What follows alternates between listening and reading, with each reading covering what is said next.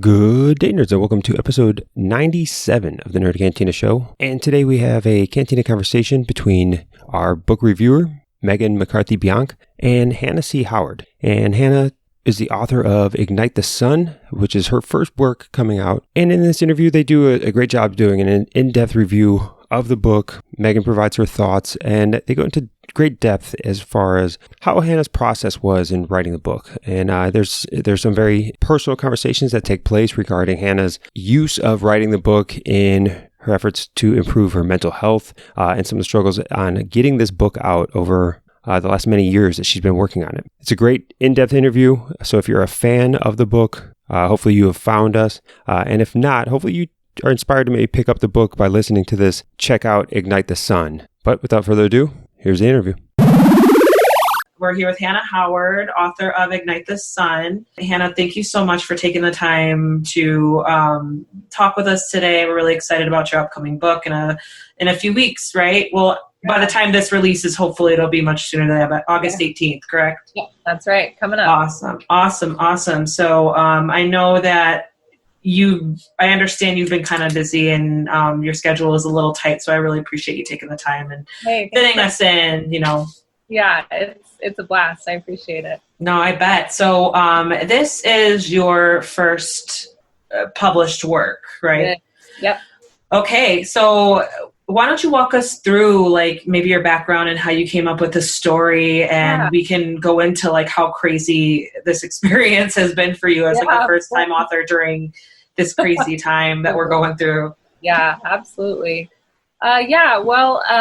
So I love to write, always have loved to write. I think I got into writing books in the fourth grade and really started pursuing actual book writing in high school, studied in college and all that.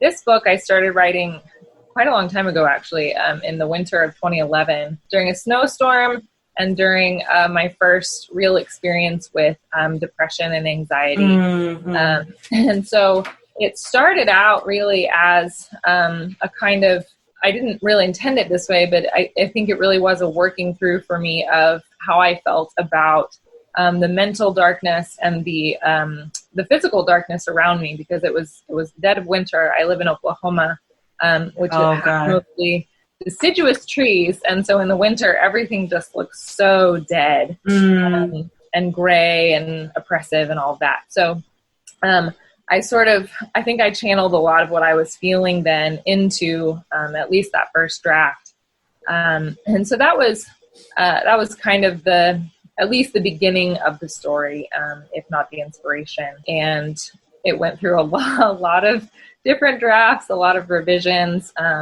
I signed with my agent in 2015, and then I had some major life events between then and now that kind of slowed down the process. But we are excited to see it out in the world. Yeah, I bet, because that's almost 9 years since from concept to publish, Exactly. That's crazy. And so just, and I appreciate you being honest about, the kind of state of mind that you were in, that kind of, because that's such a huge part of it, I think, when you're creating any type of art or any huge piece of, of yourself that's going into any that, call it art, but it could be a painting, could be an illustration, this published work. It's absolutely, it's, I think so many authors and writers and even readers or consumers of art can relate to that, to where, maybe they use that as a coping mechanism for any mental health issues that they're dealing with. And I think even especially in this time now, I know you said that this happened 2011, but I think even now with everything going on in the world, I think a lot of people have been forced to confront their mental health in a way that maybe, there aren't as many distractions around, or maybe there are too many things that are not within our control these days. And the element of choice has been taken away from a lot of us. And I think, I definitely appreciate you being honest with that. And I think a lot of that will resonate with a lot of people too, once they know that component that went into this story. And also just, not just just kind of I guess going off of that, when you described the scenery that during that blizzard, where it's like, maybe you want to go out for some fresh air, but then this is what you see when you try to go out and enjoy the outdoors. It's like, God, this makes it worse. Everything is oppressive. Yeah. Yeah. And so because so much of the story is like based on, the setting is based on life without the sun. And so I imagine that, that type of research and that type of environment really helped you come up with like that whole concept. Yeah. So like, what other type of like research went into this? Because you draw from like a lot of the magic system is based on elements. Yeah. So and I loved like with the sun. It's kind of like, well, what is life without the sun, or how would somebody if they could manipulate the sun or the relationship with all these different elements, how would that come about? So what kind of like research did you do to kind of bring those details to life? Absolutely.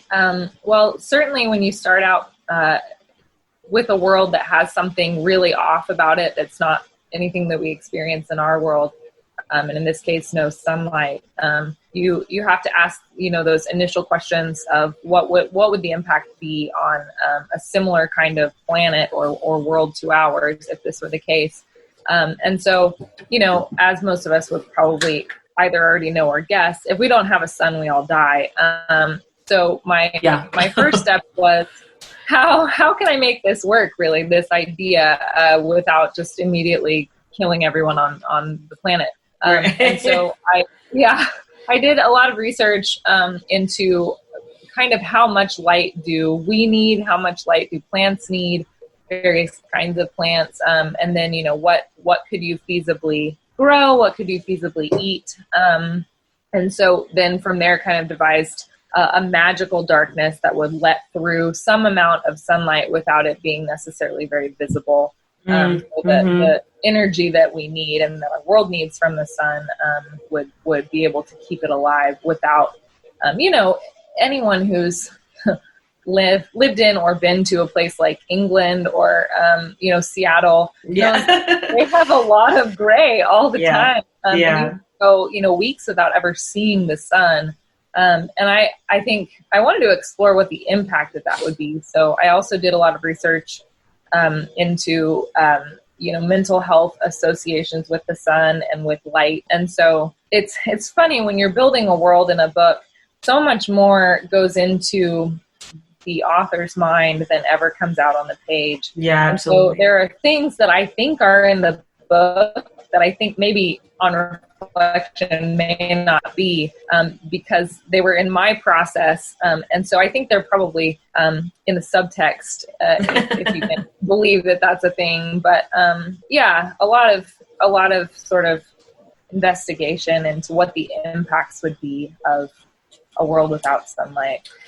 Yeah, and that kind of goes upon, when you're touching upon like what the effect of the lack of sun has on mental health too, because you describe the citizens of the royal city as like being weak and depressed and like, just different shades of their like skin colors and versus the people who are as far away from that area as possible. And it's and I think, because that's something that I kind of noticed too, and I've been reading a little bit more about too, is like with vitamin D that we get from the sun and how it affects, your mood and everything. And it's so true because, that seasonal depression is a thing. And it's it's just crazy how so many elements outside of, just with weather, I think in general, and the outside environment affects our, humans in general. And so I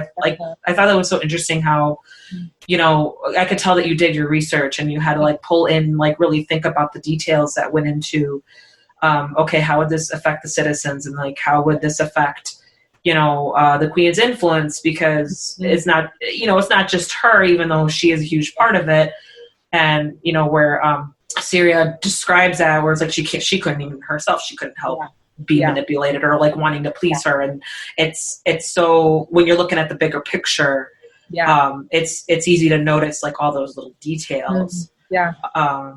But so something I kind of wanted to, so you mentioned that, you hunkered down in the blizzard. Like, did you just write it all in one shot? Did you did you have to do anything, like any activities to like kind of inspire you if you needed a break, or if you had writer's block, if that ever occurred? Like what kind of stuff, did you kind of do to, if you had to break it up a little bit? Yeah, that's a great question. So this particular blizzard was the biggest one that I've ever been in my life. And because I live in Oklahoma, where we don't really get huge blizzards that often, we have cold spells in the winter, but snow is like patchy usually, maybe one good snow a year. And this would shut the city down. I was working at the time at a plant nursery across town, and I didn't go to work for probably 2 weeks. Oh, wow. And nobody was open, businesses were closed and all that. You couldn't drive, I remember walking to the grocery store, hiking to the grocery store with my brother in the snow. And so it was really kind of an ideal time to be writing a book because you don't have any other commitments. The not ideal thing about that was obviously the kind of depression associated with that time. And I have really like strange, vivid memories of my roommate at the time. Had a friend who lived next door to us in our apartment complex, and she and this friend were kind of binge watching The Girl with the Dragon Tattoo at the time. And I remember just feeling like in the zone with the book and like super withdrawn into myself because of all of the kind of mental stuff going on. Yeah. And I remember just like banging out words all the time. And I don't think that I finished it, that first draft before. In fact, I know I didn't finish it before the blizzard was over. But it was a strange, kind of like alternate universe feeling during that storm, to just, You're just really in the zone, and before you knew it, hours had flown by, and like, a lot of walks and stuff. But, what else could you do? Well, how do you remember how many inches you guys had? I don't remember. I do remember. So I had at the time my dog was a 60-pound mutt, and she and I would go on walks every day, and I do remember her disappearing into a drift. And, climbing back out of it. But, she was a big dog, and she was able to fall all the way under. So I think a lot. I don't remember. Yeah, no, I guess because, we're in the Chicago area, and we get like the worst of everything. So gosh, I bet. We're prepared. It just makes me, it's like gives me perspective. And like, cause you were like, well, everything shut down for 2 weeks. And I was like, I think we even had negative, like 30-degree weather. And I think even then that's what it took for some businesses to shut down. Otherwise we got like mounds of salt prepared. And so it's like, it just makes me think of like the conditions that it would take, and that's all obviously a part of what inspires those different components of your writing process too. Because what else are you going to do? You don't have, almost kind of like how things are now with everything, kind of shut down, or there's so many stipulations to the activities that we could do. And it's, I think a lot of people I think a lot of people on one hand are getting into projects, but maybe they're also feeling pressured to, but then there's also a little reluctance to that. And so, no, I think it's great that you used this time in your life, both within and without, like in and not in your control, to produce something. And you got something out of it, and, you turned it into something productive, into something positive. And, whether, cause I don't know if there's a lot of that going on. Just when, and there's also that other narrative where we're kind of saying like, it's okay if you don't get anything done. So obviously that would have been totally fine if you didn't, write a whole book during Yeah. those 2 weeks either. No, but that's crazy. That's pretty crazy. That's great though. What? So I took that quiz on your website. Oh yeah. For the what was it? Which Volation magic species are you? And I got the mage. Nice. Yeah, and so I'm curious, just because it was like really, I felt like it was pretty accurate, like academically inclined, goal oriented. Like I wouldn't call it a stubbornness, but it's like when I get my mind on something, I don't like leaving it. I kind of just like will get sucked in until I finish it. And so I was like, I put a high value on education. So I'm like.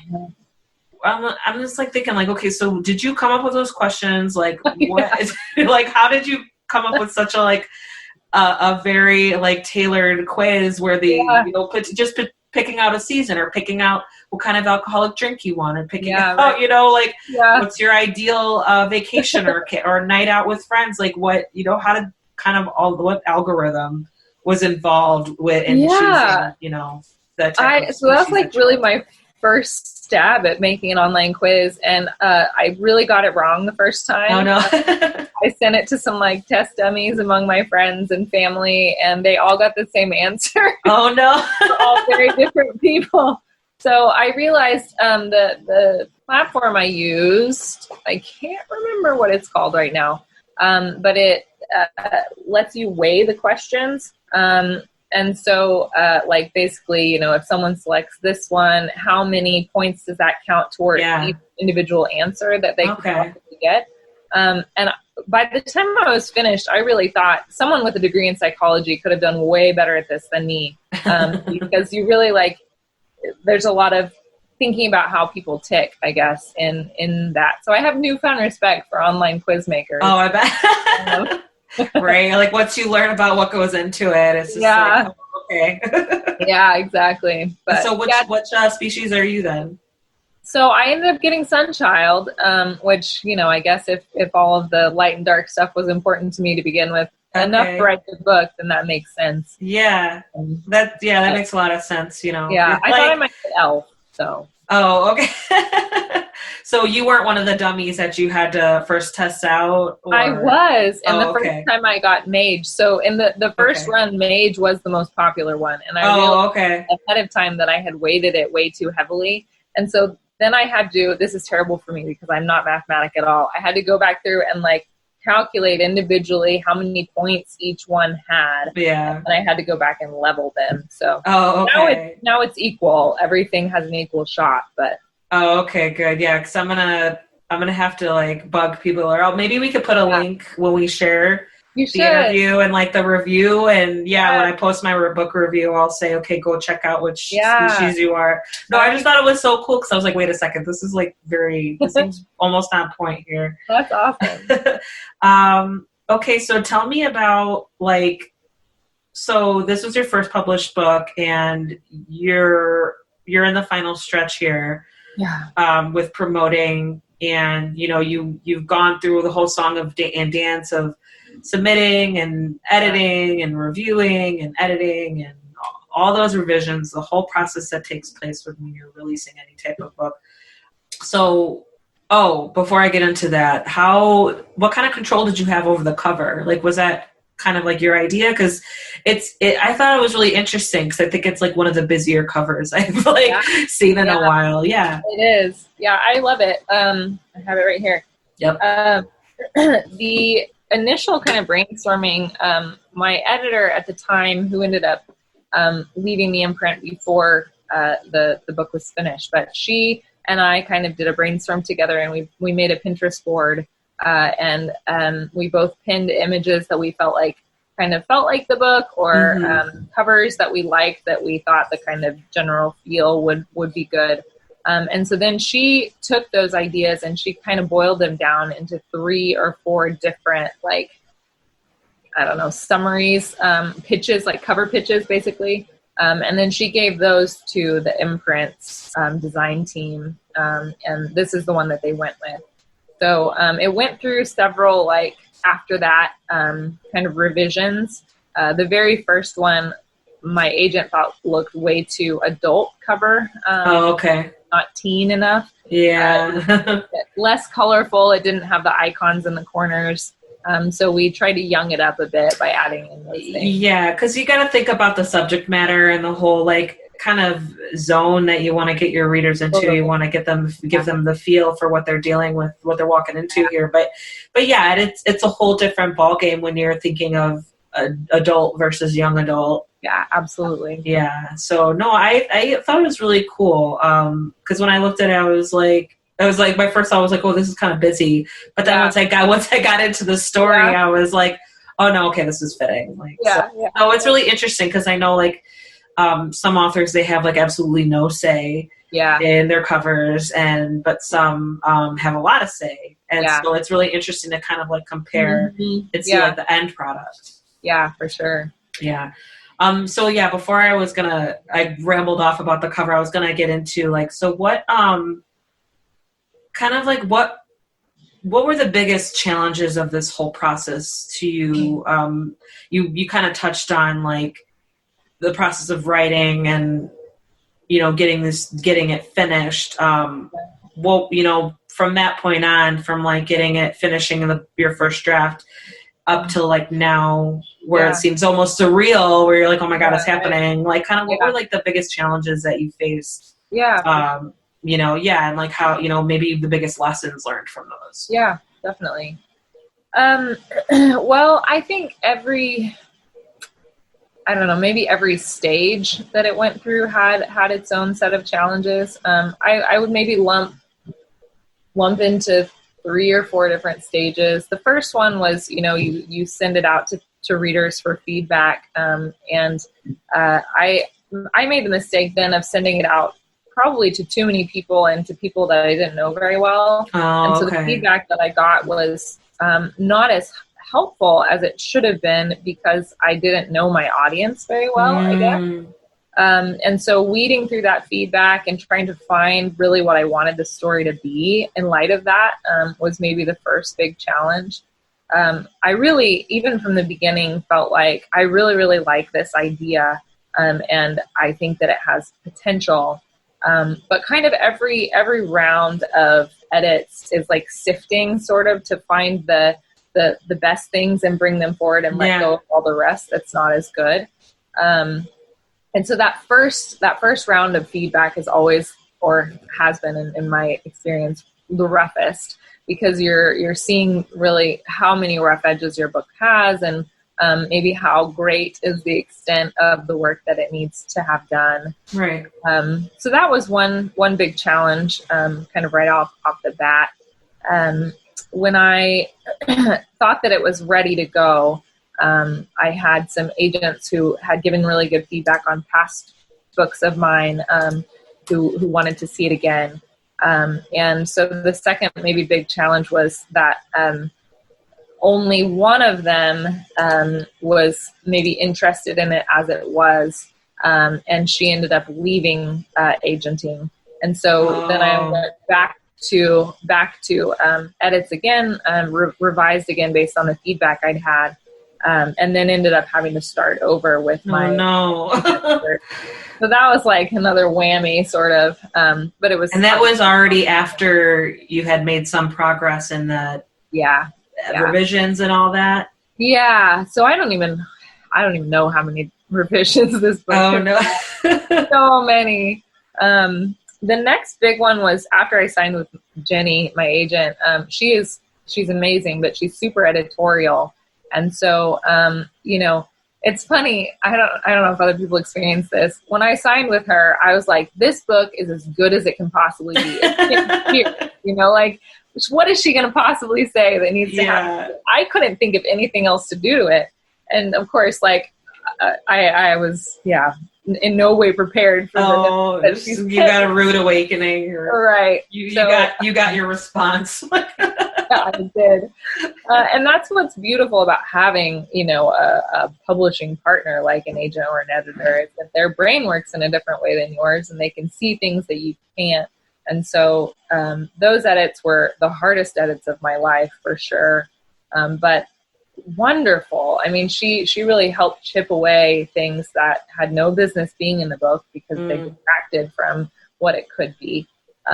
So that was wonderful, but really, really hard. No, I bet. Because you're it's your baby and you're probably really attached and all of it makes sense to you. Yeah. But but you have to trust their expertise as well, because it's like they've been through the whole song and dance many times, and you just, there is a level of trust that, like, maybe faith, just because because it is a new relationship on top of that. Yeah.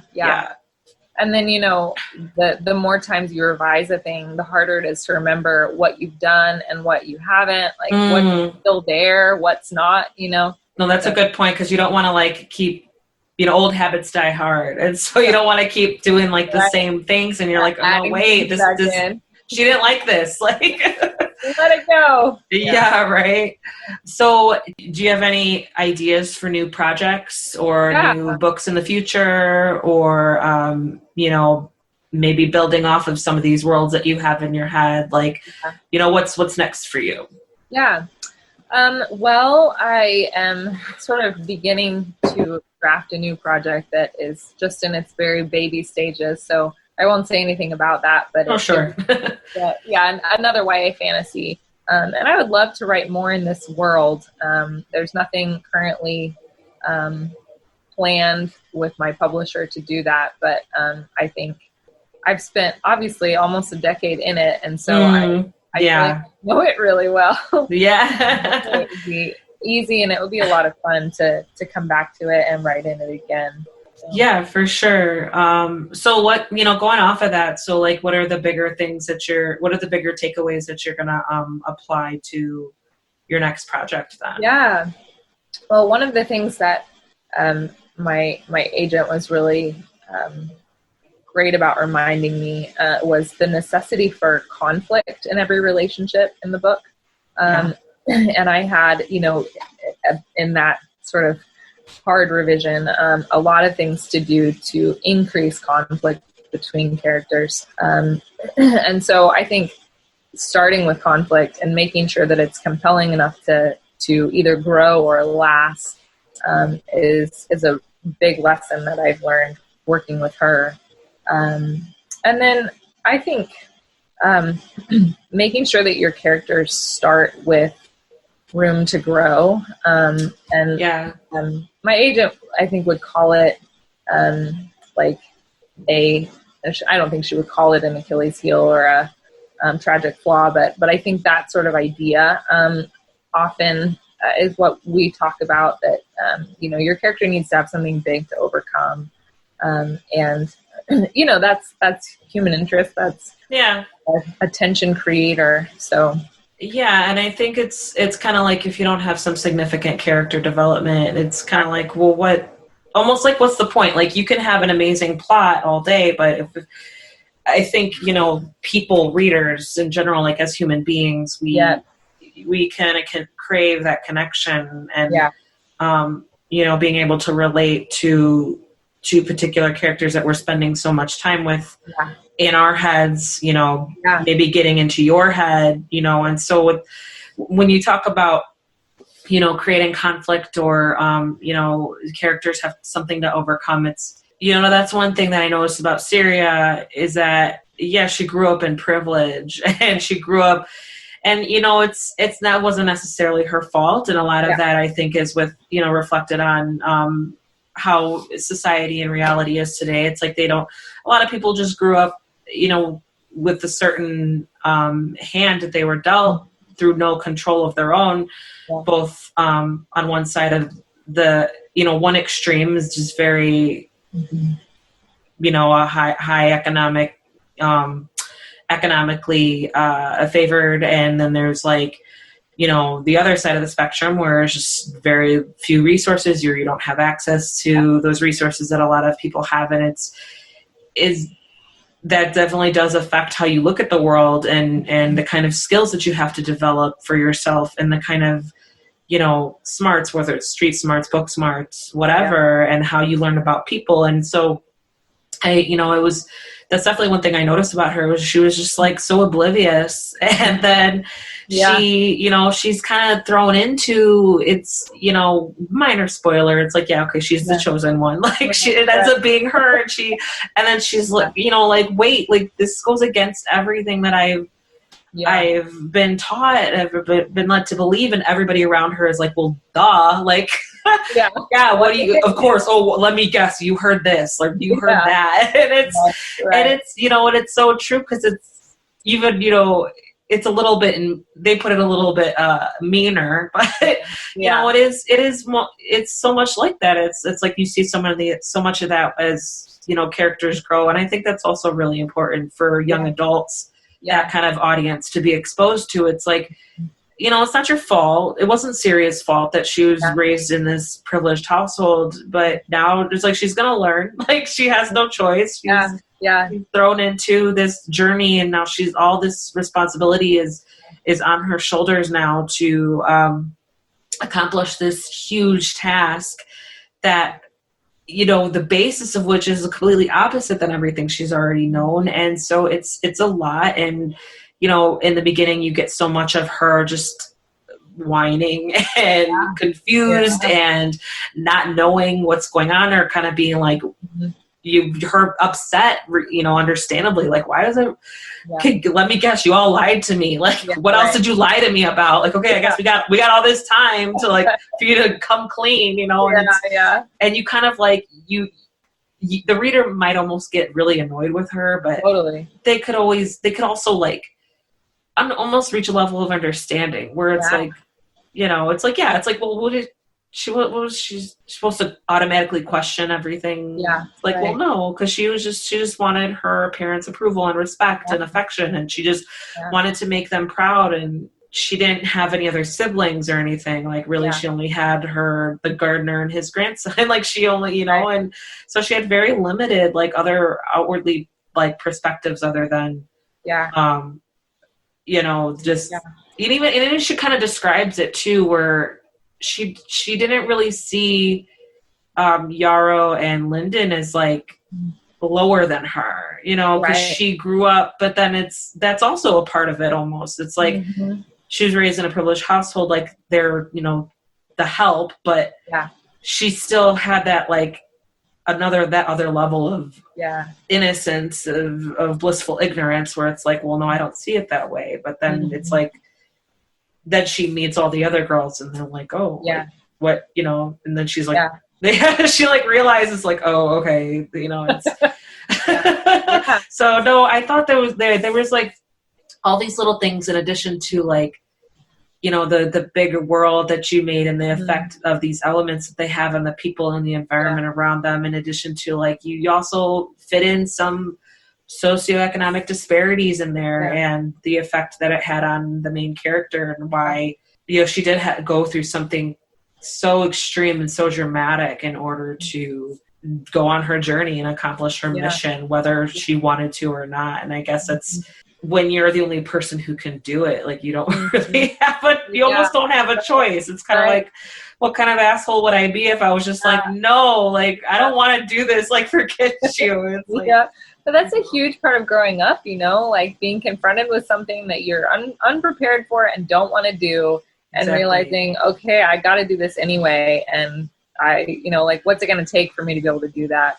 Exactly. It's like, it's like you suck it up, or like, it's the not trying is worse than failing almost. It's like, if you're just straight up like, no, I can't. It's, and I think, that's definitely a lesson that a lot of readers could take away from this, whether, I think maybe once they get over how annoying Syria is at the beginning or whatever.